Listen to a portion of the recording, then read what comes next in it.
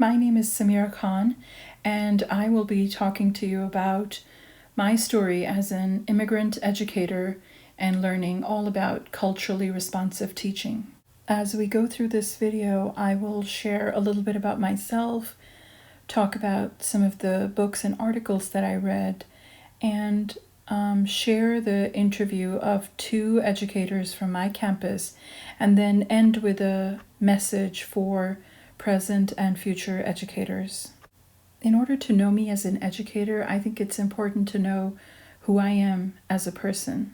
My first teaching experience has to be when I was 6 years old and would teach my 3-year-old brother his alphabets. I used the foot of my bed as a blackboard.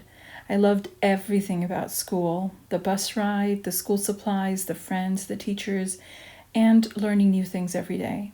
As I grew up, I got to middle school. Teaching became my first job. My mother was not able to assist my brother with his academics. He went to a British-Dutch school, and my sister and I went to a Pakistani school. I was offered my first teaching position.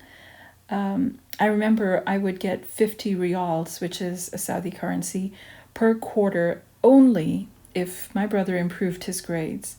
I think both of us were successful because we had a great relationship.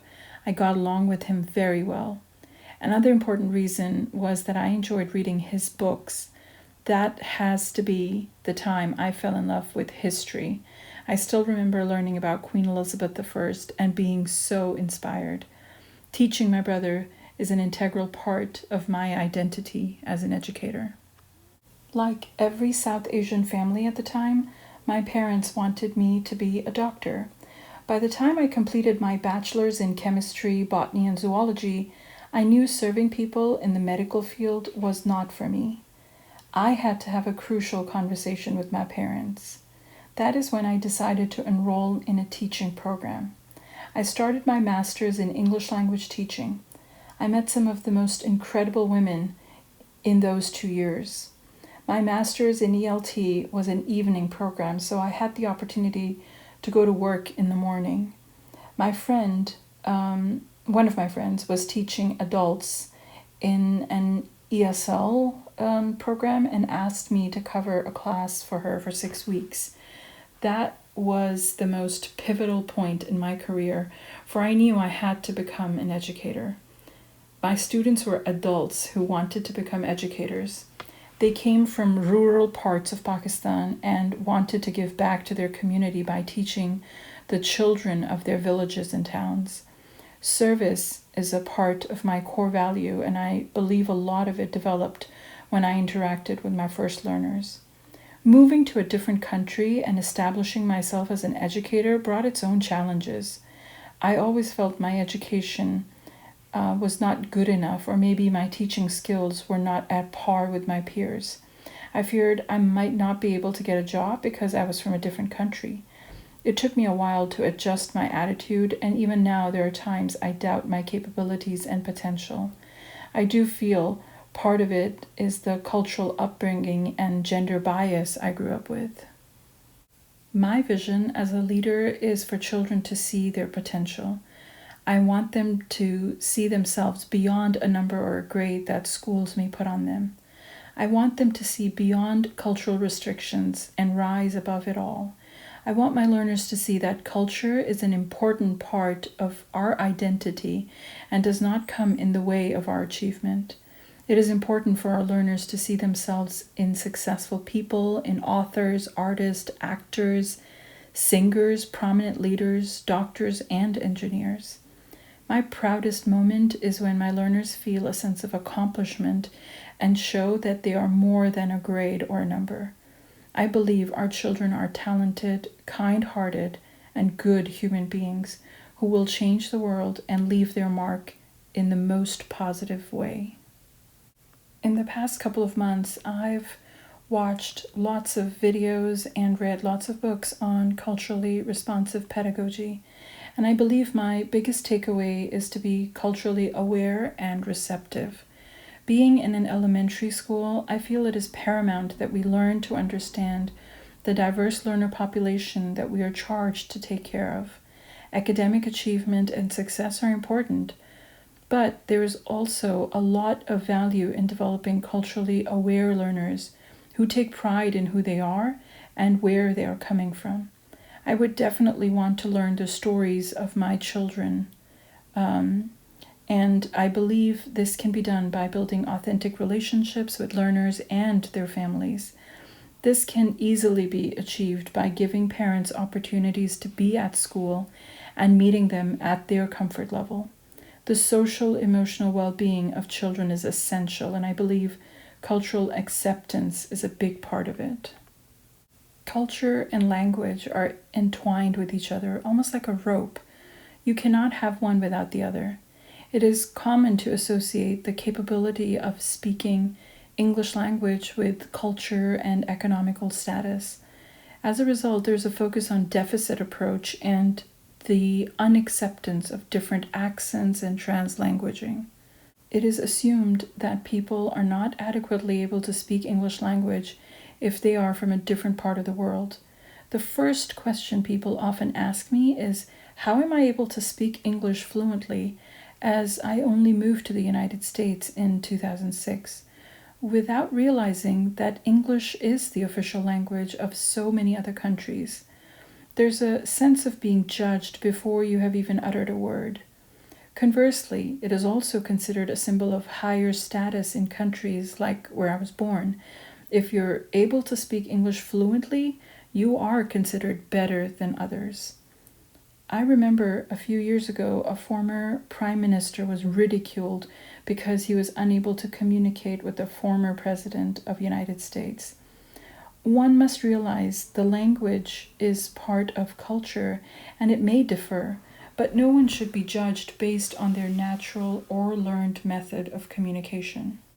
Culturally responsive education requires the educator to be aware of culture, race, ethnicity, gender, ability, and other social identity markers that make learning experiences meaningful, authentic, and relevant to learners.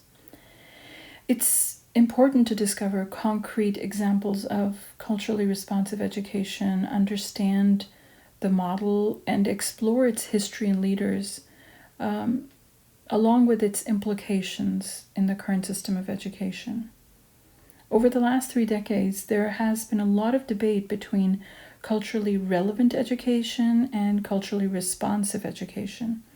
Experts argue that even though relevance plays an important role in education, it is short-lived.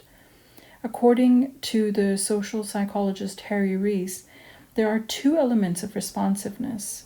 The first is that students need to perceive teachers as responsive based on their actions and interactions. Secondly, when students see adults in the school as responsive, they're likely to make choices that are more productive and successful. All students need to be understood, validated, and cared for. In order to understand culturally responsive education, it is essential to know the viewpoints of the 4 matriarchs of this model. Gloria Ladson-Billings, Lisa Delpit, Geneva Gay, and Sonia Nieto have made enormous contributions in this field. Their work revolves around successful teaching of students of color, the impact of societal power imbalances and culture in the classroom, employing perspectives of diverse students in designing learning experiences that challenge students, and the belief that providing learners with opportunities to draw on their own experiences leads to success in the classroom. It is important for teachers to understand the purpose of culturally responsive education. It's the responsibility of the educator to design experiences that engage learners in the classroom. We cannot assume learners should come to the classroom already motivated to learn. If the learning experiences are not meaningful or relevant to the students, they will lose interest and not perform well. A great lesson is dynamic, emotional, personal, and responsive to the students' cultures. In order to understand culturally responsive pedagogies on our campus, I talked to 2 educators. The first one is Aisha Khan, and no, she's not related to me. But she is the gifted and talented educator on our campus. It's an elementary campus, and we are a kinder through fifth grade school. My biggest takeaway from talking to Aisha about her belief and her particular pedagogies when she is teaching gifted learners is that she believes in giving them choices. It is very important for her to know her learners and their interests so she can design learning experiences with each learner in mind. And that is very, very important to her. She communicates with them, she talks to them about how they're feeling about their work. And this lesson that she shared with me was a result of learners feeling like they couldn't accomplish their work and it was hard. So based on their needs, she designed this lesson about what does it mean to be gritty. They had to do a little exercise before they started about holding up their leg, and then they had to come up with a plan and see if they're able to accomplish that task. And then there was a lot of conversation about the quote, "hard work beats talent when talent isn't working hard." And she allowed her learners to share their thoughts, giving each one of them opportunity to share and not just picking on a few learners. She also introduced them to Angela Duckworth's TED Talk. And she talked a bit about how she believes that it's important for young girls to see successful women and people from other parts of the world as well. Aisha herself, her ethnicity is Indian, but she, or should I say South Asian, but she was born and raised in Canada.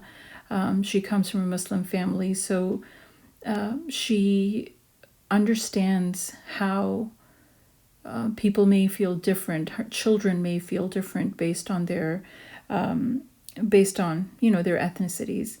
So she tries to incorporate all of her experiences and into her lessons and in her interactions with learners. The second educator that I talked to was Jessica Floyd, and she is an art educator on our campus. She has also gone through the district as a student, so she had great perspective about what it was like to be a student in the district and now be an educator in the same district. My conversation with Jessica was very interesting because she shared a lot about how Coppell was primarily just Caucasian learners when she was in school, and how it has become so much more diverse than before. Growing up, she did not have any exposure to people from different cultural backgrounds. And now when she is teaching learners that are representing a diverse population, she has to step back and reflect on her teaching and what she is teaching the learners. She tries very hard to incorporate all, different cultures. I know that in previous years she has done henna art, which she tries to incorporate with line art.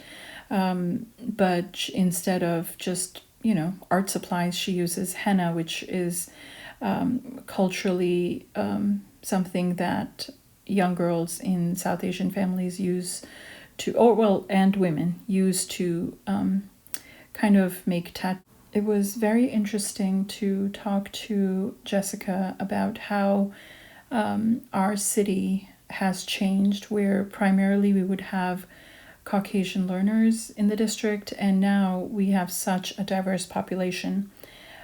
Jessica tries really hard to incorporate different culture and art from different cultures into her lessons. She does uses henna for line art, which is, a South Asian method of decorating your hands, similar to tattoos, but very, very temporary. This particular lesson was on sugar skulls, and she talked about Frida Kahlo and, the Day of the Dead as the Mexican holiday. She used technology to kind of make a sugar skull version of herself, which you see in the last slide. But she also gave learners options to create sugar skulls with paper and paint. She does a project with self-portraits, and she talked about how children sometimes believe that lighter colors are beautiful, and she expressed how it breaks her heart when kids express that, and she wants every learner in her space to feel loved and valued and not consider the color of their skin as something that's positive or something that's negative. So she understands that being part of this profession means that we do have to take care of the emotional well-being of our learners and understand their heritage and their culture when you are teaching them. I feel like throughout this process of exploring culturally responsive pedagogies, I've come to realize that so many of these practices are just good teaching practices. And if we believe that all human beings deserve respect, care, consideration, the choice to express themselves and be proud of who they are, it's not difficult to act on these pedagogies and make them part of who you are as an educator. My message is very simple. Build meaningful relationships. As educators, we not only need to build relationships with learners, but also with parents. As an educator, we spend about 8 hours with learners. That equates to 1/3 of a day. Parents spend about the same time, if not less, with their children. This notion is the foundation of my relationship with learners and parents. The first time I send an email to my parents, introducing myself as their child's primary educator, I share my cell phone number with them. I strongly believe if a parent is willing to share their child with me for such a long time, I must be accessible to them. At curriculum night, I let them know that it is time for us to become friends because I plan to be in your child's life. Our partnership will continue long after your child graduates. I have a son who is the center of my universe, and when I look at the faces in my classroom, I know that I have someone's whole world in my care. The simple act of being a phone call, text, or email away helps build trust. Parents know that my goal is to make sure their children grow academically, emotionally, and socially.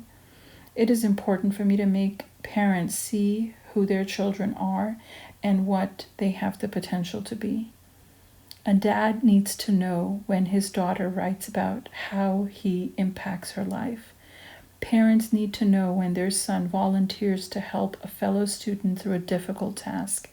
A mom needs to know how proud her daughter is of her profession and wants to be just like her mom when she grows up. All these stories are as important as sharing academic growth and struggles. My message would be, get to know the parents and you will know so much about the learners in your class. My principal once shared something with me that resonates with me. My principal once shared a quote that resonates with me. We only have these children for 180 days. When I was a 5th grade educator, I lived by this quote. After my learners graduate from my class, I don't get to see them in the building. It is my goal to make sure that they have the best year. Learning has to be fun and engaging, but they also need to know that I am their biggest fan and easily accessible to them as well. They have a choice in what they want to study and where they want to do it. Our school is unique where there's a lot of flexibility and the facility itself can be used as a tool. We work together to build norms for and hold each other accountable with respect. My learners know that I will always treat them with respect and honor their voice, their culture, their heritage, and their learning. I get to spend my day with children who are full of energy and enthusiasm. They are eager to come to school, excited about the adventures for the day, happy to be with their peers when they can be themselves, where they can be themselves and be proud of their accomplishments. My message to my colleagues would be to value the small moments that define our profession. Cherish those moments when the learner calls you mom accidentally, takes a picture of you to save as a home screen, writes a short note to express their gratitude or love, expresses how they can't wait to be in your class the following year, and when they want to visit you after they have graduated. For the past 4 years, I have had former learners ask to come help me pack up and set up my classroom over the summer. I enjoy catching up with learners who want to share their travel plans or interesting stories about their activities. Children in this day and age go through a lot of difficult situations like bullying, peer pressure, and the stress of academics. It is so important for them to know that they have their biggest advocate, cheerleader, and mentor in the form of the educator. Think about that one person who made a difference in your life. I am very confident that one person taught you something that changed the trajectory of your life. I am convinced that one person encouraged you to take charge of your dreams. I'm certain that person had unwavering faith in your ambitions. I believe that person was a teacher because we make a difference.